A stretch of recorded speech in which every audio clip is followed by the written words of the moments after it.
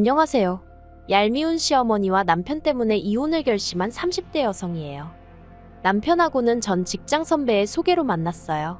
선배 말로는 정말 남자 중에 남자라며 너무 괜찮다더라고요.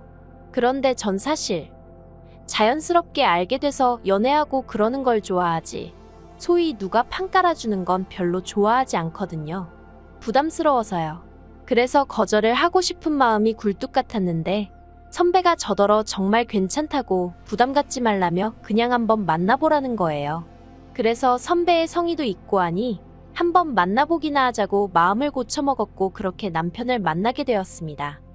남편에 대한 첫인상은 나쁘지 않았어요. 적당히 긴장한 듯한 표정도 마음에 들었고 그러면서도 어떻게든 분위기를 띄워보려는 것도 좋았죠. 그래서 남편이 애프터 신청을 해왔을 때 흔쾌히 받아들였습니다. 만나보길 잘했다 싶대요. 처음 만났을 때 남편은 회사를 다니는 평범한 직장인이었어요. 시부모님과 함께 살고 있었고요. 그리고 저 또한 남편과 마찬가지로 친정부모님과 한 집에 살고 있었습니다. 그리고 다행이라고 해야 할지 남편 본가나 저희 집이나 그렇게 멀지가 않았어요. 차로 안 막히면 30분, 막히면 4, 50분 정도 걸리는 거리였죠. 그래서 데이트를 하는 데는 크게 어려움은 없었어요. 하지만 진짜 문제는 남편 본가와 남편 직장이 상당히 멀었다는 거예요. 서울의 끝에서 끝이다 보니 출근할 때는 1시간 반, 퇴근할 때는 2시간, 2시간 반씩 걸리더라고요.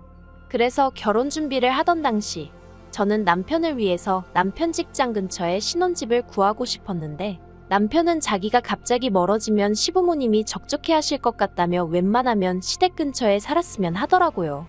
하지만 솔직히 제 입장에선 시댁하고 가까이 살고 싶은 생각은 없었죠. 워낙에 시댁하고 가까이 살거나 같이 살면서 크고 작은 트러블을 겪었다는 얘기를 많이 들어서 엄두가 안 났거든요. 하지만 시댁에서 가깝다는 건 친정과도 멀지 않다는 뜻이었기에 결국 남편이 하자는 대로 하기로 했네요. 한편 신혼집은 양가에서 1억씩 보태주셨어요. 그리고 남편과 제가 모아둔 돈에서 5천씩 보탰고요. 그랬더니 이래저래 3억 정도 준비가 되었죠. 그런데 신축 아파트들은 3억 가지고는 어림택도 없더라고요. 아파트 값이 비싼 건 알고 있었지만 막상 알아보고 다니니 장난 아니구나 싶더라니까요. 그래서 틈틈이 발품, 손품, 눈품까지 팔았는데도 도무지 예산에 맞는 집을 구할 수가 없었습니다. 그러자 친정부모님이 투자 목적으로 가지고 계시던 아파트에 저희더러 들어와서 살라고 해주셨어요. 전세 들어와 산다 생각하고 돈 좀 모아서 나가라고요. 그리고 전 솔직히 친정부모님이 먼저 이런 제안을 해주셔서 정말 감사하고 기뻤거든요. 그런데 기껏 신혼살림까지 다 들어오고 나니까 남편이 한다는 말이 솔직히 기분이 별로래요. 그래서 제가 뭐가 문제냐니까 자기 부모님은 1억이나 주셨는데 저희 친정에서는 돈을 하나도 안 쓰신 거 아니냐고요. 어이가 없었죠. 그래서 우리 부모님 아니었으면 지금 우리 어디 반지하에서나 신혼살림을 차렸어야 하는 상황인데 그런 소리가 나오냐 했어요. 그랬더니 남편이 그러면 최소한 예단은 생략하지 말았어야 하는 거 아니냐대요. 그것도 황당했죠. 처음부터 반반 결혼하기로 이야기가 나오면서 허례허식은 생략하자 한 건 시부모님이셨거든요. 그런데 이제 와서 무슨 예단 얘기를 하시나 싶은 게 어이가 없더라고요. 그래서 제가 남편더러 그럼 어머님더러 나 이제라도 예물해 주시라고 하라고 말 나온 김에 받을 건 받고 드릴 건 드리겠다 했네요. 그랬더니 남편이 입을 딱 다물고 더는 말 안 하더라고요. 하지만 제가 어머님께 실망한 건 단지 이런 이야기 때문이 아니에요. 제가 정말 기분이 나빴던 건 어머님이 매번 농담이라면서 너는 맨몸으로 시집왔잖아 소리를 해대셨다는 거였죠. 저라고 그럴 때마다 가만히 듣고만 있던 건 아닙니다. 제가 왜 맨몸으로 와요? 저 아니었으면 저희 저 집에 못 살았어요 하고 받아쳤으니까요. 하지만 그러면 어머님은 이내 또다시 그러니까 그게 너희 부모님이 너 편하라고 해주신 거지 내 아들 좋으라고 해주신 거냐? 그리고 내가 웃자고 하는 소린데 너는 뭐 별것도 아닌 걸로 그렇게 버럭하고 그러냐? 하며 사람을 속 좁은 사람으로 만들기 일쑤셨죠. 이게 안 당해본 사람은 모를 테지만 진짜 기분이 더러워요.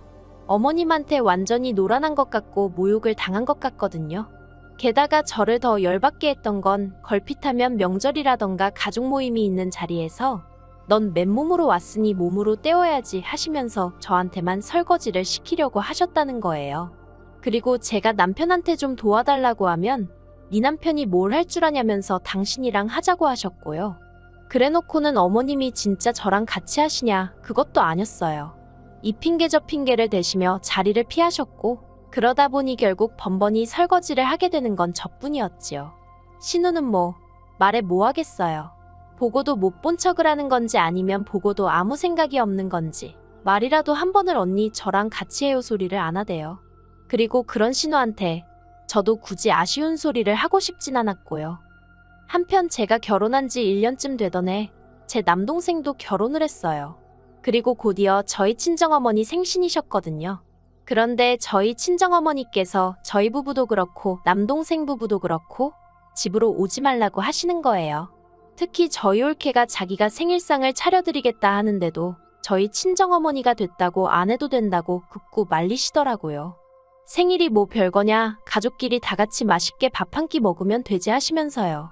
그리고는 올케더러 너도 너희 집에선 귀한 딸일 텐데 내가 너를 일을 시키면 쓰겠냐고 너는 그냥 편하게 있다가 가라 하시는데 괜히 제가 다 울컥하대요. 그리고 실제로 그 이후로 저희 친정에서 올케가 설거지를 한다던가 그러는 일은 절대 없었습니다. 친정아버지가 대신해 주시거나 남동생이 하거나 아니면 저나 저희 어머니가 하셨죠. 올케는 올케대로 눈치가 보인다면서 전전긍긍해댔는데 그래도 뭐랄까. 전체적으로 분위기가 좋았어요. 그림이 괜찮았다고 표현하면 되려나요. 그리고 마침 제가 그 해 가을에 회사에서 보너스를 받았기에 그 돈으로 친정에 식기세척기를 한 대 놨습니다. 매번 가족 중 한 명이 설거지 때문에 부엌에 혼자 있게 되는 게 보기 싫었거든요.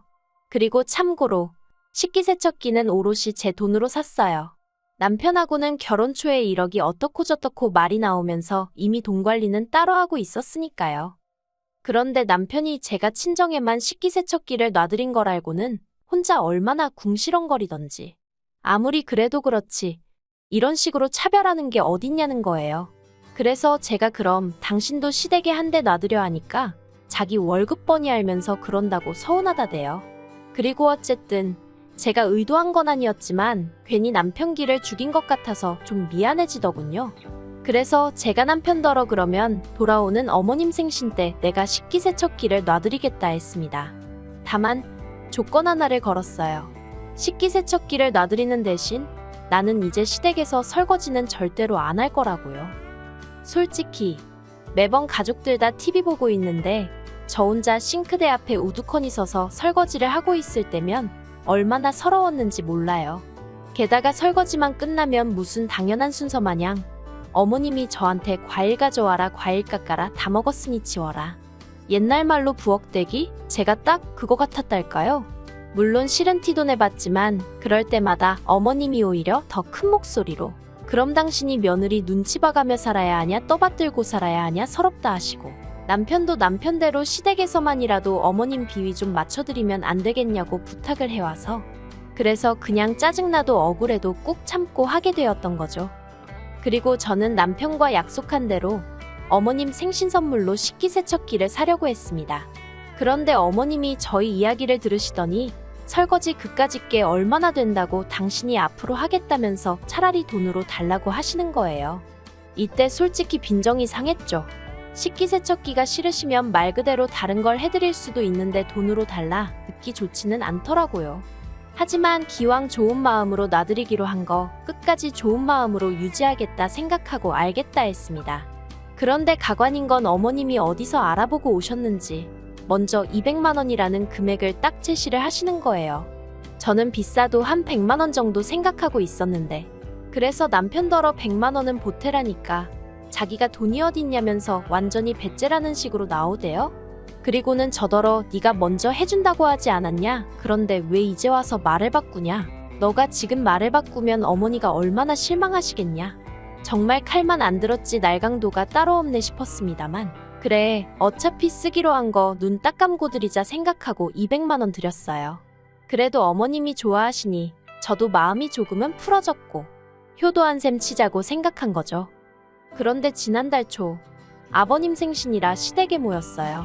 저희 아버님은 생일은 무조건 당일에 축하를 받아야 한다고 생각하시는 분이라 전화 남편이나 맞벌이임에도 불구하고 평일 저녁에 모이게 된 거죠. 그런데 저는 늦어도 6시면 시댁에 도착하게 생겼는데 남편은 9시는 돼야 온다는 거예요. 이때부터 안 좋은 예감이 들었지만 그렇다고 저도 어디서 9시까지 시간을 보내다 갈 수도 없는 노릇이고 그래서 어쩔 수 없이 먼저 시댁으로 향했습니다. 그리고 아니나 다를까 제가 시댁에 발을 들여놓기가 무섭게 어머님이 얼른 부엌으로 오라며 앞치마를 던져주시대요. 그리고 저는 그렇게 물 한 잔 못 마시고 음식을 만들어야만 했고요. 정신없이 음식을 만들다가 시간을 보니 벌써 7시가 넘어가고 있었고 아버님은 조금씩 짜증을 내고 계셨습니다. 저는 속으로 그러니까 외식을 하면 좀 좋나 생각하면서 어머님이 볶으라는 거 볶고 썰라는 거 썰고 그러고 있었죠. 그리고 그러다 보니까 싱크대에 정말 설거지가 한가득 쌓여 있더라고요. 솔직히 신경이 쓰였지만 일부러 더 안 쳐다보고 더 모른 채 했어요. 저는 남편에게 분명히 안 할 거라고 얘기했고 어머님께도 식기세척기 대신 200만 원을 전달하던 날 저는 이제 평생 시댁 설거지에서 면제인 거라고 분명히 말씀을 드렸으니까요. 어머님도 확실히 알겠다 하셨고요. 그리고 마침내 남편이 도착을 하고 나서야 저녁 식사를 할 수 있었습니다. 주방에서 꼬박 3시간 가까이 서서 일을 해서 그런지 밥맛이 꿀맛이대요. 그리고 모두가 맛있게 식사를 마치고 나니 설거지가 또 한아름 나왔습니다만 저는 못 본 채 했어요. 아니 정확히 말하자면 봤지만 저랑은 상관없는 일이라는 식으로 무시해버린 거죠. 그러자 남편이 제 눈치를 쓱 살피더니 설거지는 내가 해야겠다 하며 자리에서 일어나대요. 그런데 그때 어머님께서 남편더러 술까지 마시고선 무슨 설거지냐며 그릇 다 깨먹을 일 있냐고 하지 말라고 하시는 거예요. 그리고는 저를 쳐다보셨죠. 그래서 제가 남편을 보면서 술은 내가 마실 걸 그랬다고 어쨌든 얼른 조심해서 설거지하라고 했습니다. 뽀득뽀득 소리 나게 기름기는 싹싹 닦아야 되는 거 알지? 소리를 덧붙이면서요. 참고로 매번 어머님이 저한테 하시던 잔소리인데 제가 똑같이 얘기한 거예요. 그러자 어머님께서 정말 저 들으라는 식으로 에휴 내 팔자야 하면서 한숨을 내쉬시더니 설거지는 당신이 하겠다고 저희더러 집에 가라시대요. 그래서 시댁에서 나왔습니다. 가라는 데 가야지 뭐 좋다고 거기서 버티고 있겠어요. 그런데 시댁에서 나올 때부터 남편이 정말 입술을 있는 대로 내밀고선 한다는 말이 너무하답니다. 그거 설거지. 저는 여자니까 솔직히 금방 할 수 있지 않냐면서 저 많은 걸 어머님 혼자 어느 세월에 하시냐고 좀 도와드릴 수도 있는 거 아니냐대요. 어이가 없었죠. 그래서 제가 식기세척기 대신 돈 드릴 때 내가 말한 거 잊었냐 했습니다. 그랬더니 남편이 잠깐 말을 안 터니 그래도 그렇지 며느리 도리도 모르냐며 뭐라고 하는 거예요. 결혼했으면 자기 부모가 제 부모고 제 부모가 자기 부모 아니냐면서요. 그래서 당신이 우리 부모님한테 뭘 했는데 그런 소리를 하냐고 했습니다. 무슨 날이라고 우리 집에 가면 우리 부모님이 생전 당신한테 음식을 하라고 하냐? 설거지를 하라고 하냐? 뭘 시키시냐고요. 가만히 앉아서 TV나 보다가 차려주는 밥 먹고 집에 오는 게 다면서 뭐 얼마나 대단한 사위 노릇을 했다고 네 부모고 내 부모고 그딴 소리를 하고 있냐고 했죠. 아니 근데 집에 오는 길 내내 도통분이 풀리지가 않는 거예요. 생각할수록 짜증만 나고. 그런데 남편은 가만히나 있으면 중간이나 가지 기껏 한다는 소리가 설거지 때문에 아버지 생신인데 이렇게 분위기를 다 망쳐놔야겠냐며 생각할수록 제가 너무 괘씸하대요. 막말로 그까짓 설거지 좀 하면 손이 어떻게 되기라도 하냐면서 저더러 네가 무슨 공주님도 아니고 어지간히 하라는데 아, 이 인간이 정말 뭐가 문젠지 모르는구나 싶더라고요. 그래서 남편더러 그러면 뭐 어머님은 여왕님이고 너는 무슨 왕자님이라 설거지를 못하냐고 왜 나한테만 난리냐고 한마디 해버렸죠. 그리고는 생각할수록 내가 돈은 돈대로 쓰고 너한테 왜 이렇게 시달려야 되는지 모르겠다고. 진짜 너나 어머님이나 너무 약은 거 아니냐? 결국 속에 있던 말이 입 밖으로 튀어나오고 말대요. 그랬더니 남편이 너 지금 말 다 했냐며 악을 쓰는데 에라 모르겠다 싶어서 다 했겠냐 했어요. 결혼할 때부터 어머님 편할 대로 계산하시고 당신도 그런 어머님을 말리기는커녕 그런 어머님을 부추기는 것밖에 더 했냐? 그래도 내 딴에는 내 도리는 하고 살려고 했는데 점점 사람 알기를 무슨 종으로 하는 거냐? 그리고는 남편 앞에서 보란듯이 어머님께 전화를 걸었습니다. 그랬더니 어머님 아주 냉랭한 목소리로 전화를 받으시대요. 그리고는 제가 그러고 가버려서 당신 혼자 설거지하느라 손모가지고 뭐고 죄다 아작이 나는 것 같답니다. 그래서 제가 신우는요 했더니 걔가 부엌 일을 뭘 할 줄 아냐면서 이런 건 원래 하던 사람이 해야 한다는데 세상에 설거지를 원래 하던 사람이 어딨나요? 아무튼 어머님한테 뭐 수다 떨자고 한 전화도 아니었고 제가 문자로 계좌번호 하나 보낼 테니 200만 원 돌려달라 했어요. 그랬더니 어머님이 그게 무슨 소리냐 하시길래 남편이랑 이혼할 거라고 그러니 200도 돌려달라고요. 그러자 남편이 낚아채듯 제 핸드폰을 가져가선 전화를 끊어버렸습니다. 그리고는 저더러 미쳤냐며 누가 이혼을 하냐고 그래요. 그래서 누가 이혼을 하냐고? 너랑 내가 할 거라고 했죠. 내가 잠시 눈이 삐었었나 보다고. 신혼집 때부터 뭐 시부모님이 서운해하고 어쩌고 효자 흉내 낼 때 진작에 알아봤어야 했는데 그걸 못 알아본 내가 등신이라고. 하지만 지금이라도 바로 잡아야겠으니 이혼하겠다 했습니다. 그리고 이튿날 어머님이 제 출근 시간인데 저희 집 앞에 오셨더라고요. 황당했지만 일단 회사에 늦는다 연락을 하고 어머님과 인근 카페로 향했네요. 어머님이 갑자기 이혼은 무슨 이혼이냐면서 설거지 때문에 그러냐고. 그건 정말 바보 같은 생각이라시대요. 하지만 제가 솔직히 설거지만 가지고 그러는 거였겠어요? 막말로 남편이 저나 저희 친정에 평소에 잘했어 봐요. 그러면 저라고 시댁에서 그까짓 설거지 좀 하는 게 뭐 얼마나 어려운 일이라고. 그냥 하고 말았겠죠. 하지만 언제부턴가 제가 뭐 막말로 기우는 결혼을 한 것도 아니고 팔려온 것도 아닌데 어머님이고 남편이고 저를 막 대하지 않았냐? 더는 그런 대우를 견딜 수 없다 했습니다. 그랬더니 어머님이 하시는 말씀이 원래 며느리고 아내고 다 그렇게 사는 거라면서 저더러 제가 너무 유난스럽다고 성질 좀 주기래요. 그리고는 덧붙이시기를 200은 못 준답니다. 어제 어쨌든 당신 혼자 설거지 다 했는데 왜 200을 돌려줘야 하냐면서 어이가 없어서 알겠다고 했어요. 어차피 쉽게 안 주실 거 알았고 그래서 나중에 전세보증금 뺄 때 거기서 200은 까야겠다 생각하고 있었으니까요. 뭐 그리고 어머님이 무슨 말씀을 하셨건 간에 제 결심은 너무나 확고했기 때문에 남편한테는 이혼 서류 줬어요. 빈칸 채워서 달라고 일주일 내로 안 주면 소송 걸겠다고 했네요. 솔직히 위자료 이런 건 받을 거란 기대도 없고요. 그냥 남편 같은 인간이랑 더는 단 하루도 한 이불 덮고 살기 싫고 시부모님하고도 가족이란 이름으로 얽히기 싫어서요. 그래서 웬만하면 협의 이혼으로 깔끔하게 끝났으면 하는 바람입니다. 긴 이야기 들어주셔서 감사합니다. 오늘의 사연은 여기까지입니다. 구독과 좋아요, 알람 설정해주시면 앞으로 더 좋은 사연으로 찾아오겠습니다. 감사합니다. 안녕하세요. 매일 새로운 사연을 전하는 읽어주는 사연 라디오입니다. 구독과 좋아요, 많은 공유 부탁드립니다. 오늘의 사연 시작하겠습니다. 안녕하세요. 재혼의 행복한 가정을 꾸려나가고 있는 30대 여성입니다. 이미 다 지난 일이지만 전 남편과 있었던 이야기를 하려고 찾아왔어요.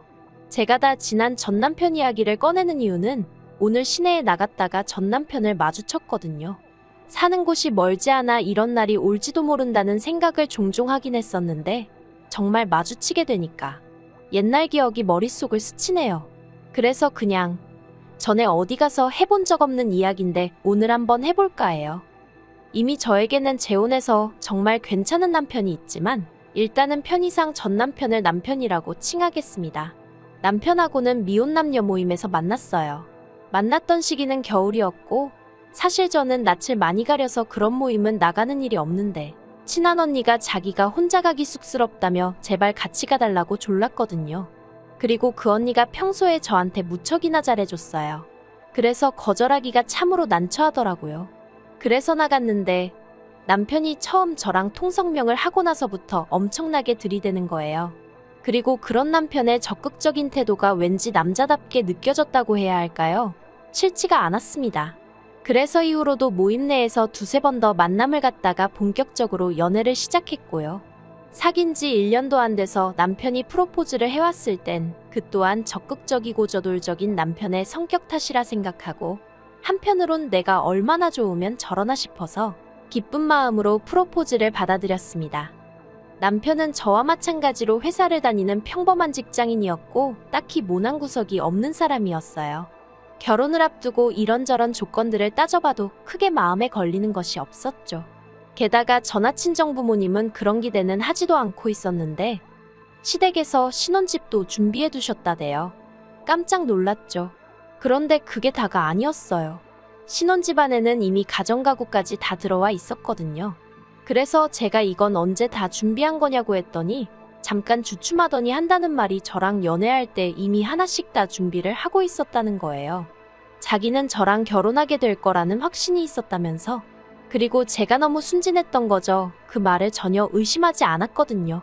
오히려 이 남자가 이런 로맨틱한 부분도 있었구나 하고 감동까지 했는걸요. 그런데 친정어머니는 제 이야기를 들으시곤 아무래도 뭔가 찜찜하다시대요. 아무리 그쪽에서 저를 좋게 봤어도 그렇지 신혼집은 그렇다 쳐도 어떻게 가정가구까지 다 들여놓냐면서. 그리고 가정가구는 보통 신혼부부가 같이 가서 취향에 맞춰서 사는 거지 어느 집에서 그걸 일방적으로 다 채워놓냐 하시는 거예요. 그런데 그 말을 듣고 나니까 저도 좀 뭐랄까 마음에 걸리는 것들이 있긴 했어요.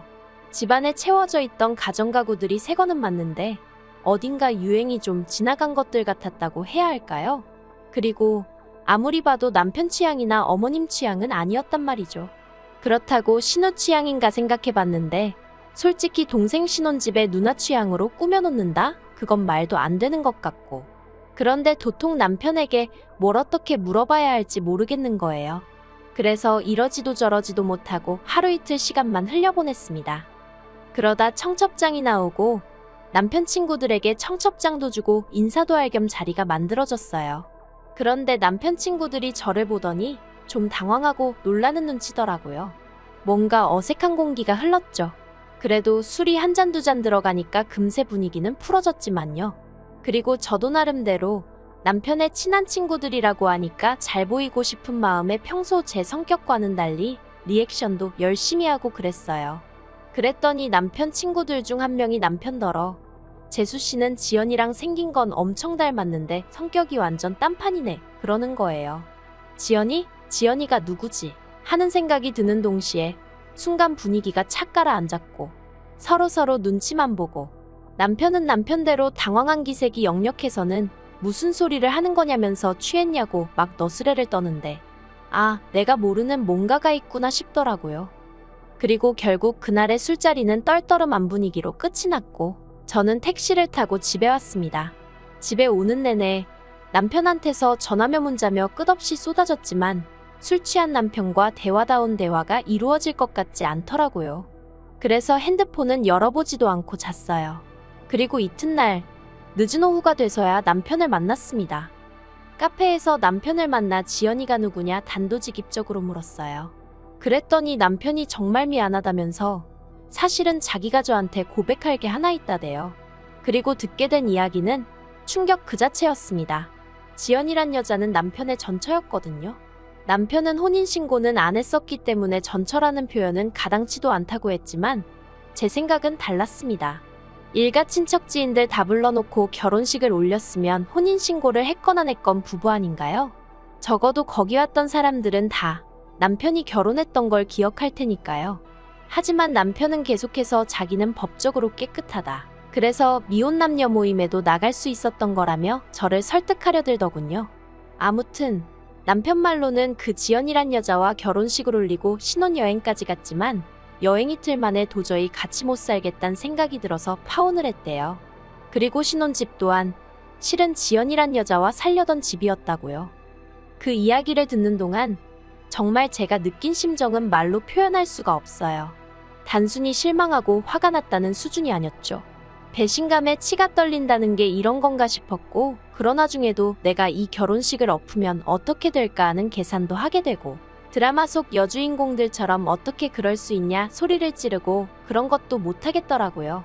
그냥 손발이 덜덜 떨리고 심장은 얼마나 벌렁거리던지 한마디로 제정신이 아니었다니까요.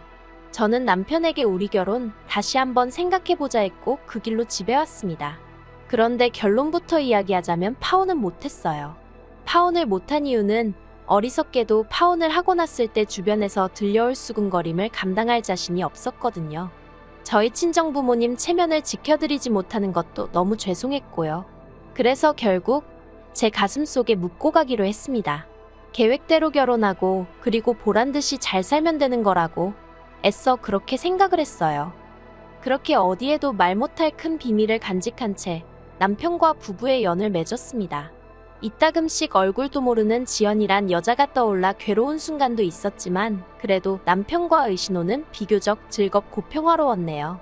그런데 문제는 결혼하고 1년이 지나도록 아이가 생기지 않더라고요. 신혼을 즐기고 싶은 생각은 있었지만 그렇다고 딱히 피임을 한 적도 없는데 말이죠. 그래도 첫 해는 때가 되면 생기겠지 하고 크게 걱정은 하지 않았어요. 그런데 2년째 들어가면서부터는 시부모님께서 왜 아이를 안 갖냐며 조금씩 재촉을 하시더라고요. 그리고 남편도 왜 안 생기는지 모르겠다, 도대체 얼마나 더 노력을 해야 하냐며 농담처럼 한탄을 하고는 했는데 그런 말을 들을 때마다 왠지 저한테 문제가 있나 싶어서 조금씩 마음이 급해지는 거예요. 실제로 제가 생리가 불규칙하고 그렇다 보니 걱정도 됐고요. 그래서 처음엔 남편한테 말도 못하고 혼자 무슨 죄 지은 사람 마냥 산부인과에 갔어요. 그런데 병원에서는 저는 아무 문제가 없다면서 그냥 건강관리 잘하고 마음을 편히 가지라는 속 편한 소리만 하대요. 그래서 저 일부러 취미생활도 그림 그리기니 도자기 만들기니 죄다 뭐랄까 마음을 가라앉히는 종류로만 골라서 찾아다녔어요. 그나마 가끔 한 잔씩 마시던 맥주마저 끊었고요. 퇴근 후 어떻게든 짬을 내서 1시간씩 운동하고 정말 임신하기 좋은 몸을 만드느라고 제 나름대로 최선을 다했죠. 하지만 그래도 어째서인지 아이는 생기지 않았고 게다가 저 혼자 아무리 노력을 하면 뭐하나요? 남편은 회사 일을 핑계로 걸핏하면 술에 떡이 돼서 집에 오기 일쑤였고 운동하고도 담을 쌓은 지가 오래였으니 그래서 결국 참다 못한 제가 남편한테 같이 병원에 가자고 했어요.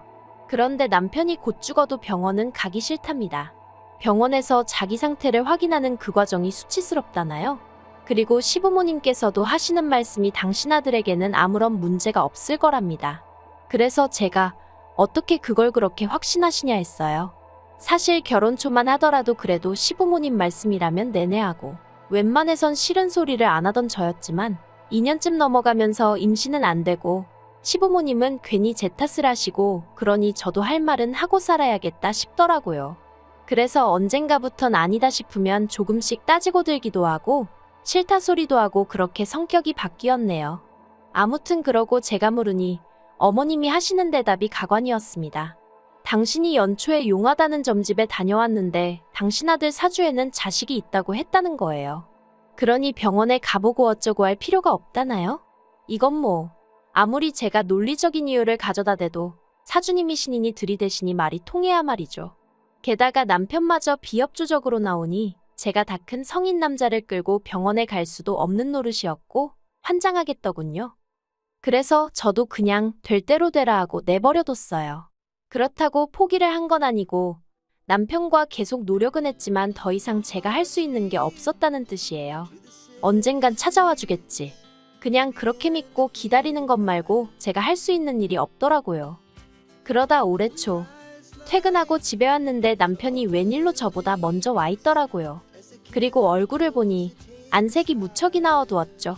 그래서 제가 무슨 일이라도 있었냐 물으니까 아무것도 아니라면서 제 눈을 피하대요. 그래도 한 이불 덮고 지낸 시간이 있는데 단박에 무슨 일이 있다는 건 알겠더군요. 하지만 뭐가 됐건 간에 아직 나한테 말할 준비가 안 되어 있나 보다 싶어서 더는 묻지 않았습니다. 그런데 그 후로 2주쯤 지났을 무렵인가 시부모님이 저희 집에 오셨어요. 시댁이 저희 집에서 먼 거리는 아니었지만 그래도 평일 저녁에 찾아오시는 일은 흔치 않았기에 기니 할 이야기라도 있으신가 싶더군요. 그리고 역시나 제 예감은 틀리지 않았습니다. 시부모님께선 두 분 다 평소보다 훨씬 긴장한 얼굴을 하고 계셨거든요. 그래서 제가 지난번 이 사람도 그렇고 오늘 두 분도 그렇고 저한테 뭐 할 이야기가 있으신 거냐 물었어요. 그랬더니 어머님이 돌려 말하지 않겠다며 애는 안 생기고 이참에 입양을 하는 건 어떻겠냐 하시대요. 입양이라니 생각지도 못한 단어였죠. 그리고 저는 싫다고 했어요. 아직 전화 남편이나 젊고 자연 임신이 안 되면 다른 방법을 시도해 볼 수도 있는데 왜 입양을 하냐고요. 그랬더니 어머님이 핸드폰을 꺼내시더니 애 사진을 하나 보여주시대요. 그래서 이게 뭐냐니까 남편이 저더러 정말 미안하다면서 자기 애래요. 자기가 정말 미쳤었나 보다며 자기가 정말 죽을 죄를 지었다면서 말이죠. 그리고 알게 된 건 저희가 결혼 생활을 하던 중 딱 2달 떨어져 지낸 기간이 있었어요. 제가 회사 일로 해외에 2달 동안 나가 있어야 했거든요. 그리고 그때 분명히 남편에게 당신이 싫다 하면 안 가겠다고 했는데 남편이 자기는 그렇게 꽉 막힌 남자가 아니라면서 흔쾌히 다녀오라고 했죠. 그래서 정말 고마운 마음으로 다녀왔고 그 출장 덕분에 저는 승진도 했어요. 그런데 제가 떠나 있던 그때 남편이 말하길 전 저한테 연락이 왔대요. 원래 대학 시절부터 친구 사이였다는 건 그때 저도 처음 들었네요. 아무튼 친구로서 고민 좀 들어달라나 뭐 그래서 정말 딱 얘기만 들어주려고 나갔답니다. 그런데 그날을 시작으로 제가 한국에 돌아올 때까지 2달 동안 아주 별짓거리를 다 했던 거죠. 남편이 변명이랍시고 하는 소리는 더 가관이었습니다.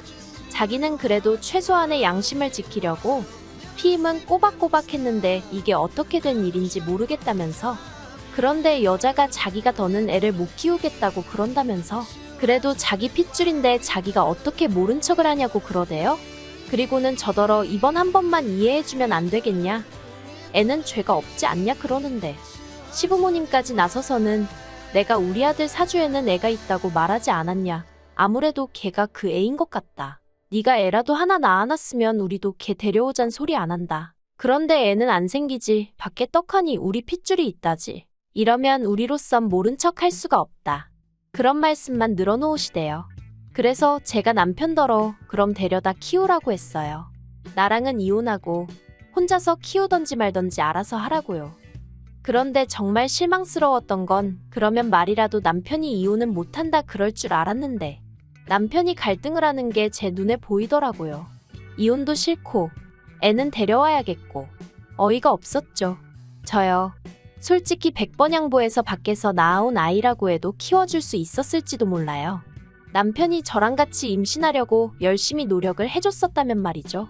하지만 제가 그렇게 임신을 기다리는 동안 남편은 아무 노력도 안 해줬거든요. 하다못해 병원도 안 가줬잖아요. 그런데 이제 와서 밖에다 애를 낳아놨으니 키워달라? 세상에 어떤 정신나간 X가 좋다고 키운다고 하겠냐는 거죠. 거기다 시부모님은 기껏해서 한다는 소리가 이혼해봤자 여자만 손해라고 그러면서 저더러 너 알지? 이혼하면 너는 몸뚱아리만 나가야 돼. 여기 집이고 뭐고 다 우리가 해준 거야. 나 같으면 그게 감사해서라도 눈 딱 감고 애 키워. 애가 큰애도 아니고 어린애라 내 새끼다 품으면 품어지는데 그걸 왜 못해. 그런 소리나 하고 계셨으니까요. 그래서 결국 남편하고는 이혼했어요. 이혼 과정은 비교적 순탄했습니다.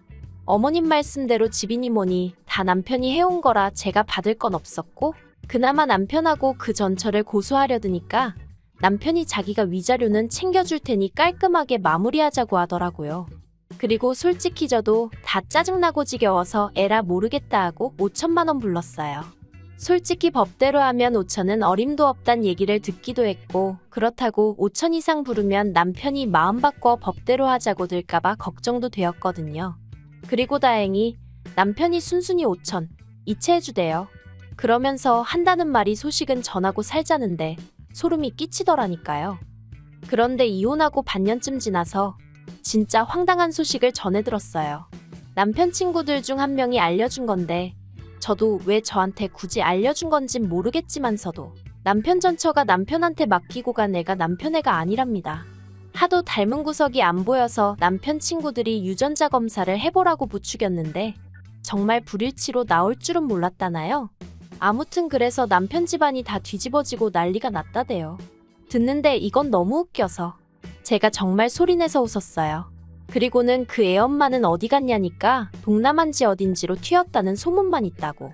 그러면서 애는 어쩌고 얘기하려는데 제가 저한테 더는 말하지 말라고 했어요. 괜히 더 알아봤자 저까지 골치만 아프지 싶어서요. 그리고 저는 1년 후에 지금의 남편을 만나게 되었어요. 지금 남편은 초혼이고 저보다 연하라서 솔직히 제가 정말 많이 밀어냈거든요. 그런데 남편이 안 떨어져 나가고 꿋꿋이 버티고 있더라고요. 아무튼 지금 남편하고도 이런저런 일이 많았지만 지금은 딸 하나를 키우며 알콩달콩 잘 살고 있습니다. 오늘 전 남편이 저랑 저희 애를 보고 무슨 생각을 했을까요? 뭐가 됐건 간에 죽도록 후회했으면 좋겠습니다. 그리고 전 시어머니께도 부디 제가 아이랑 있더라는 걸 이야기 좀 했으면 좋겠네요. 그래서 어머님이 땅을 치고 후회 좀 하시게 말이죠. 긴 이야기 들어주셔서 감사합니다. 오늘의 사연은 여기까지입니다. 구독과 좋아요, 알람 설정해주시면 앞으로 더 좋은 사연으로 찾아오겠습니다. 감사합니다. 안녕하세요. 매일 새로운 사연을 전하는 읽어주는 사연 라디오입니다. 구독과 좋아요, 많은 공유 부탁드립니다. 오늘의 사연 시작하겠습니다. 안녕하세요. 2년 전 결혼한 30대 여성입니다. 남들이 보기엔 아직 한참 좋을 시기겠지만 이렇게 표현하고 싶지 않지만 가난하고 염치 없는 시댁 때문에 남편과 헤어지려고 해요. 저라도 가진 게 많은 사람이라면 어떻게든 품고 가려고 했겠지만 너무 힘들어서 더는 못하겠거든요. 결혼이란 건 사랑만으론 되는 일이 역시 아니었어요. 남편하고는 회사 동료의 소개로 만났습니다. 사실 당시 제가 누구를 만나고 할 상황이 못 되었는데 회사 동료는 제 개인적인 사정은 몰랐을 테고 저는 또 거절을 잘 못하는 성격이거든요. 그래서 솔직히 별 기대 없이 남편을 만나게 되었네요. 약속 장소에 20분 정도 일찍 도착했는데 남편은 저보다도 더 일찍 나와 있었어요. 그래서 그게 좀 웃겼다고 해야 하나? 아무튼 처음부터 대화가 잘 통하더라고요. 게다가 남편이 말수는 많지 않은데 남이 얘기할 때 되게 성의껏 들어주는 사람이었어요. 사실 요즘엔 다들 자기 얘기하기 바쁘지 남한테는 별 관심을 안 주잖아요. 그래서 그런 남편의 태도가 무척 마음에 들대요. 아무튼 점심 먹고 커피 마시고 남편이 다음에 또 보자며 애프터 신청을 해왔습니다. 그리고 이후로 저희는 4년 동안 연애를 하게 되었죠. 사실 연애를 하는 동안 결혼 이야기는 몇 번이나 나왔었어요. 하지만 연애랑 다르게 결혼은 좀 더 이것저것 따질 게 많았고 특히나 늘 돈이 문제였지요. 남편은 자기가 최소한 한 달에 350 정도는 벌게 되면 그때 결혼을 하고 싶다고 했고 저도 제 직장 문제가 해결이 되면 그때 하고 싶었거든요. 참고로 남편의 경우 연애 내내 월급이 270에 머물러 있는 상황이었어요. 제 경우에는 월급은 300에 일 자체는 힘들지 않았는데 직장과 집 사이의 거리가 문제였고요. 너무 멀었거든요. 출퇴근에만 좋게 4시간은 걸렸으니까요. 그래서 이직을 하려고 여기저기 이력서를 넣어봤지만 생각만큼 일이 잘 풀리지를 않대요. 그리고 그러다 보니 어느새 연애만 4년씩이나 하게 된 거죠. 그러다 제가 2년 전, 그러니까 결혼 직전에 정말 운 좋게 이직을 하게 되었어요. 자세히 얘기할 순 없지만 동종업계도 아니었는데 취미로 따놓은 자격증 몇 개가 큰 도움이 되었네요. 그래서 제 월급이 이것저것 다 제하고 한 달에 380 정도로 올라갔어요. 남편이 정말 자기 일처럼 좋아하더라고요. 그리고 그런 남편에게 제가 먼저 결혼 이야기를 꺼냈습니다. 더 늦기 전에 나 웨딩드레스 입고 싶다고, 그러니 우리 결혼하자고 했죠. 남편이 미안하다고 울다가 또 고맙다고 웃다가 아무튼 속사정을 모르는 사람이 저희를 봤으면 미친 사람들인 줄 알았을 거예요. 결혼할 때 시댁에서 1,000만 원 해주셨고 남편은 3,000을 모아뒀더라고요. 저는 제 돈 2,000이 있었고 친정에서 3,000 해주셨고요. 사실 저희는 둘 다 요새 말하는 소위 흙수저들이에요. 그래서 양가에서 그 정도 해주신 것만으로도 정말 감사하게 생각했어요. 정말이지 액수에 대한 서운함이나 섭섭함은 하나도 없었습니다. 오히려 받은 것 이상으로 잘해드리며 살아야겠다고 다짐했는걸요. 그런데 시작은 차였습니다. 시댁엔 당시 남편을 제외하고도 식구가 넷이었는데 시부모님과 2명의 신우들이 있었죠. 그리고 좀 황당했다고 해야 하나 싶은 게 온 식구가 각자 차를 끌고 다니더라고요. 특히 시부모님은 수입이라고 해봤자 나라에서 나오는 연금하고 자식들이 주는 용돈이 전부셨는데 말이죠. 그래서 잠깐이었지만 차가 2대씩이나 필요하신가 싶대요. 물론 제가 주제넘게 말할 건 아니라서 그냥 잠깐 생각만 했던 거고요. 그런데 저랑 남편이 결혼하고 얼마 되지 않았을 때였습니다. 당시 남편이 끌고 다니던 차가 말 그대로 폐차 직전의 수준이었고 그래서 일단 제 차를 갖고 다니라고 했었는데 남편이 그건 아닌 것 같다면서 제 차 타는 걸 무척 불편하게 생각하더라고요. 그리고 이 와중에 어떻게 얘기가 진행된 건지는 잘 모르겠지만 어머님이 당신들 차 한 대를 가져가라셨습니다. 공짜로 주시겠다면서요. 그런데 받아오는 게 맞나 싶었던 게 어머님이 주신다는 차도 남편 차 못지않게 낡은 차였거든요. 그러니 제 입장에선 굳이 이런 걸 받아서 나중에 차를 존내받았네 소리가 나오진 않을지 상황 자체가 탐탁치 않았어요. 하지만 남편이 시부모님이 좋은 뜻으로 주신다는 건데 그냥 기분 좋게 받아오면 안 되겠냐 하대요. 뭐 그래도 꾸역꾸역 따져보면 자기 차보다는 낫다면서요. 그런데 그렇게 받아온 차는 생각했던 것보다 훨씬 사정이 좋지 않았습니다. 남편은 괜찮다 했지만 카센터에 가져가니 이것저것 고치는 비용만 400을 부르더라고요. 그래서 제가 남편더러 차라리 폐차하는 게 낫지 않겠냐니까 저더러 뭘 모른다면서 400으로 차를 살 수 있냐고 화를 내는데 솔직히 사귀는 동안에도 다툼이 아예 없던 것은 아니지만 왠지 화를 내는 남편의 모습이 낯설게 느껴졌어요. 그리고 나중에서야 느꼈지만 주제나 상황이 뭐건 간에 시댁하고 관련이 있으면 남편은 쉽게 매번 버럭버럭 하더라고요. 돌이켜 생각해보니 자격지심이었나 싶기도 하네요. 아무튼 그래서 그 차를 기어이 400만 원이랑 큰돈을 주고 고쳤는데 더 황당한 건 이후에 시부모님이 보이신 행동이었어요. 시댁과 저희 집은 차로 30분 정도 걸리는 거리로 멀지는 않지만 결코 가까운 거리도 아니었거든요. 그런데 저희가 차를 고친 이후로 걸핏하면 차를 써야 하는 상황이라면서 저나 남편에게 전날 밤에 차를 주고 가라고 하시질 않나, 다른 차가 상태가 안 좋아서 그러니 빌려달라고 하시지를 않나. 어찌나 차를 가지고 이리저리 사람을 부르시는지 오히려 더 불편한 상황이 되어버린 거죠. 그래서 결국은 참다 못해 남편한테 차를 주셨으면 주신 거지 이건 뭐 어머님 아버님이 쓰시는 날이 더 많다고 한마디 했네요. 그랬더니 필요하면 가족끼리 빌려주기도 하고 그런 거지. 저더러 연애할 땐 몰랐는데 생각보다 되게 야박한 애 어쩌네 그러더라고요. 참나, 어이도 없고 기가 막혀서 말이 안 나오대요? 그런데 남편은 자기 화를 못 삭히고 혼자 계속해서 울그락불그락 하더니 안 되겠다며 그냥 그 차 시부모님께 돌려드려야겠답니다. 그리고 저는 돈 400이 생각나. 너무 아깝더라고요. 그런데 그 400 때문에 안 된다고 하면 또 남편이 난리를 칠 것 같고 그래서 그래. 좋은 일 한 셈 치자 생각하고 그러라 했습니다. 그러다 얼마 후 제 회사에서 제 앞으로 차가 한 대 나왔어요. 제 직군이 영업직은 업무 특성상 고객들을 밖에서 만나야 하는 일이 잦았거든요. 현장 방문을 해야 하는 경우도 많았고요. 그래서 지원이 나온 거였죠. 그런데 남편이 되게 부러워하대요. 그리고는 앞으로 자기가 끌고 다니면 안 되냐입니다. 필요할 때는 시부모님도 빌려드렸으면 좋겠다면서요. 가뜩이나 시부모님 차나 자기 차나 언제 퍼질지 몰라 불안불안했다나? 말 그대로 떡줄 사람은 생각도 안 하고 있는데 혼자 김칫국을 한 사발 들이키고 있더라니까요. 저는 그런 남편에게 회사 지원으로 나온 차라서 안 된다고 딱 잘랐어요. 괜히 책 잡힐 일은 하고 싶지 않다 했죠. 그랬더니 한다는 말이 안 되는 게 아니라 방법을 찾아볼 생각이 없는 거라면서 저더러 지밖에 모른다고 야박하다고 그러대요. 그래도 이후로 그럭저럭 지냈습니다. 원래 부부끼리 싸우기도 하고 또 풀어지기도 하는 거라더니 이런 건가 보다 하고 지냈죠.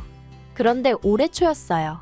시부모님이 며칠 전부터 입맛이 없네, 속이 안 좋네 하셨는데 갑자기 고기가 드시고 싶다고 하시더라고요.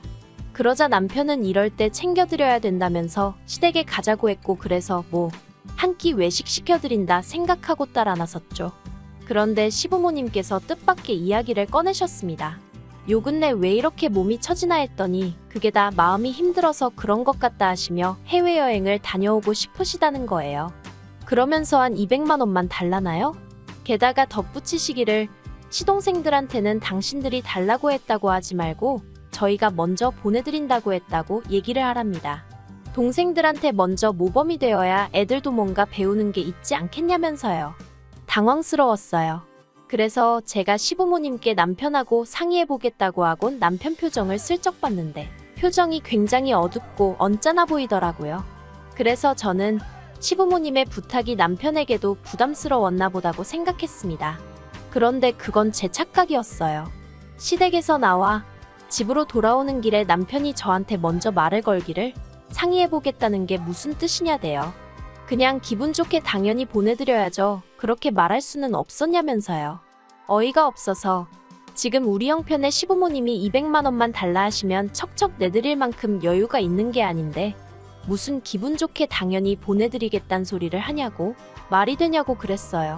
그랬더니 남편이 시부모님은 이날이 때까지 제대로 어디 놀러도 못 다니고 사셨는데 불쌍하지도 않냐며 저한테 막 소리를 지르대요. 이때는 저도 정말 화가 머리 꼭대기까지 나서 나 때문에 여행을 못 다니셨냐고 왜 나한테 짜증이냐 그랬어요. 그리고는 여행 보내드릴 거면 당신 능력으로 보내드리던지 알아서 하라고. 이건 뭐 상의도 아니고 무조건 나만 나쁜 사람을 만드니 대화하고 싶지 않다 했습니다. 그랬더니 남편이 저더러 진짜 못됐다면서? 친정에 하는 거랑 너무 비교된다나요? 사실 그 무렵 친정 부모님이 여행을 다녀오셨어요. 해외도 아니고 제주도로요. 그리고 자식된 입장에서 그래도 모처럼 여행을 가신다는데 말로만 잘 다녀오세요 하기가 그렇더라고요. 그래서 제가 30만 원 챙겨드렸습니다.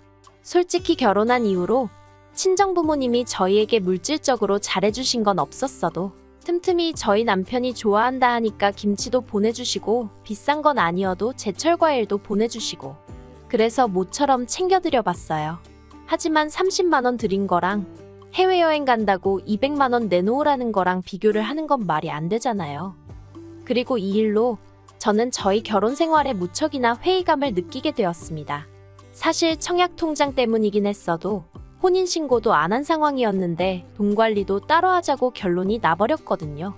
그리고 이건 사실 조금 철없이 들릴 수도 있지만 일하는 스케줄도 저는 9시 출근 6시 퇴근이 기본이었던 반면 남편은 아무래도 직업 특성상 11시에 출근해서 10시는 돼야 집에 왔어요.